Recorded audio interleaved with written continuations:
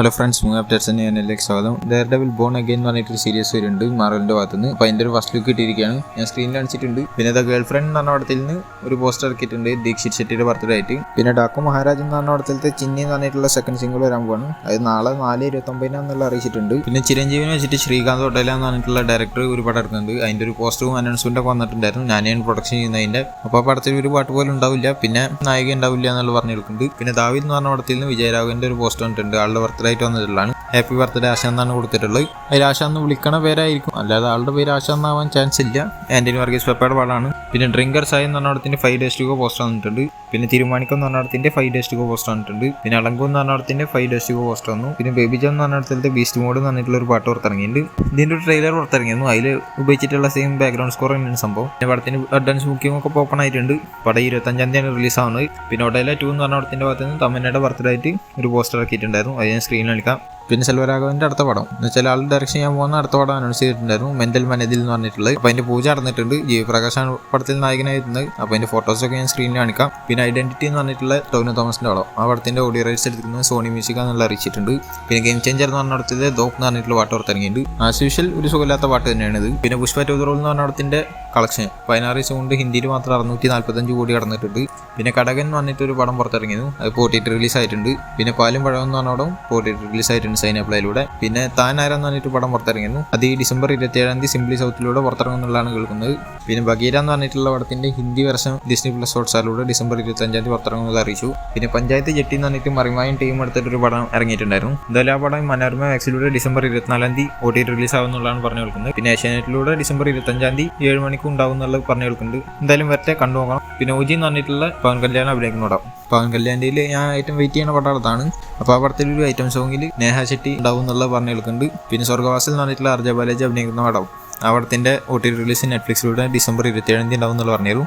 അപ്പോൾ അതിന്റെ official poster കണ്ടിട്ട് ഞാൻ സ്ക്രീനിൽ കാണിക്കാം. പിന്നെ ബറോസ് എന്ന് പറഞ്ഞ പടത്തിന് ക്ലീൻ യൂസ് സർട്ടിഫിക്കറ്റ് ആണ് കിട്ടിയിട്ടുള്ളത്. 2 മണിക്കൂറും 34 മിനിറ്റ് 48 സെക്കൻഡാണ് പടത്തിന്റെ റൺ ടൈം ആയി പറഞ്ഞു കേൾക്കുന്നത്.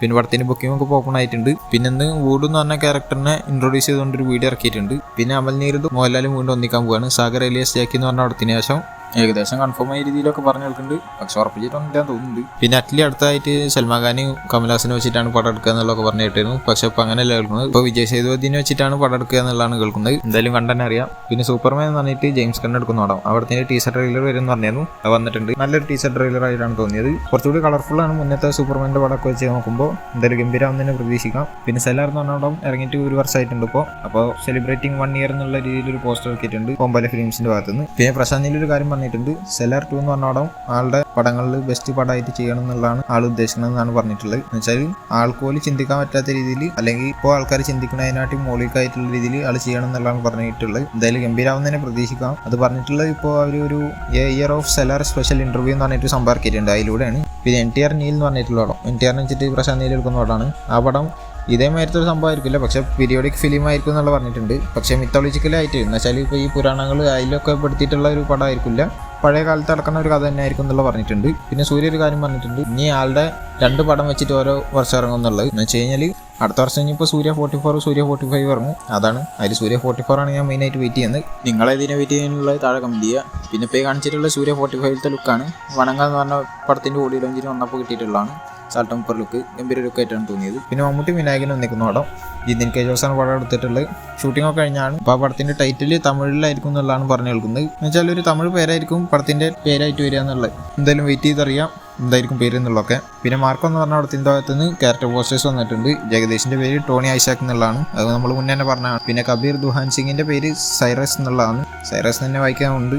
പിന്നെ സിദ്ദീഖിന്റെ പേര് ജോർജ് ഡി പീറ്റർ എന്നാണ്, അത് നമുക്ക് ഓൾറെഡി അറിയാവുന്നതാണ്. പിന്നെ ഈ പടത്തിന്റെ കേരളത്തിലത്തെ 2 ദിവസത്തെ കളക്ഷൻ 8.99 കോടിയാണ്. എന്ന് വെച്ചാൽ ഫസ്റ്റ് ഡേയിൽ ഞാൻ പറഞ്ഞിട്ടുണ്ടായിരുന്നു 4.45 കോടിയാന്നുള്ളത്, സെക്കൻഡ് ഡേയിൽ 4.54 കോടിയാണ് കിട്ടിയിട്ടുള്ളത്. അങ്ങനെ ഫസ്റ്റ് ഡേ 10.8 കോടിയാണ് വേൾഡ് വൈഡ് ആയിട്ട് കിട്ടിയിട്ടുള്ളതെന്നാണ് ഒഫീഷ്യലായിട്ട് ടീം അറിയിച്ചിട്ടുള്ളത്. പക്ഷേ ഞാൻ കേട്ടത് 9.78 കോടിയാണ് ഫസ്റ്റ് ഡേ വേൾഡ് വൈഡ് ആയി കിട്ടിയിട്ടുള്ളതെന്നാണ്. എന്തായാലും ഉണ്ണിമുന്തന്റെ കരിയറിൽ ഏറ്റവും വലിയ ഓപ്പണിംഗ് തന്നെയാണ്, കേരളത്തിലായാലും ബാക്കിയുള്ളടത്തായി കഴിഞ്ഞാലും. പിന്നെ രണ്ടാമത്തെ ദിവസം 11.20 കോടിയാണ് കിട്ടിയിട്ടുള്ളത്. അങ്ങനെ 2 ദിവസം കൊണ്ട് 21 കോടിയുടെ മുകളിലേക്കായിട്ടുണ്ട് പടത്തിന്റെ കളക്ഷൻ. ഈ വീക്കെൻഡ് എന്ന് വെച്ചാൽ ഈ ദിവസം കൂടി കഴിയുമ്പോൾ 35 കോടിയാവും വേൾഡ് വൈഡ് എന്നുള്ളതാണ് കേൾക്കുന്നത്. എന്തായാലും ഈ പടം 100 കോടി എടുക്കുന്നുള്ളതാണ് പ്രതീക്ഷിക്കുന്നത്. എൻ്റെ ഇവിടെ ഉള്ള സ്ഥലത്തൊക്കെ ബുക്കിങ്ങിൻ്റെ ഇതിൽ ഫുള്ള് റെഡ് ആയിട്ടാണ് കിടക്കുന്നത്, എന്ന് വെച്ചാൽ സീറ്റ് കിട്ടാനില്ല.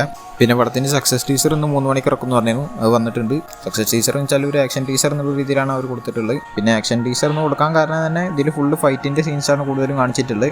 ഗംഭീര ടീച്ചറായിട്ടാണ് തോന്നിയത്. ജസ്റ്റ് ഒന്ന് കണ്ടോക്കി കള. എന്തായാലും പടം കണ്ടവരാണെങ്കിലും പടം കാണാത്തവരാണെങ്കിലും എന്തായാലും ഞാൻ പടം കാണാൻ പോകുന്നുണ്ട്. അപ്പോൾ ഇതുപോലത്തെ അപ്ഡേറ്റ്സിന് വേണ്ടിയിട്ടാണ് ഞാൻ ചാനൽ സബ്സ്ക്രൈബ് ചെയ്ത ബെല്ലൈക്കൺ ക്ലിക്ക് ചെയ്യുക. അടുത്തൊരു വീഡിയോ കാണുന്നവരേക്കും ബൈ.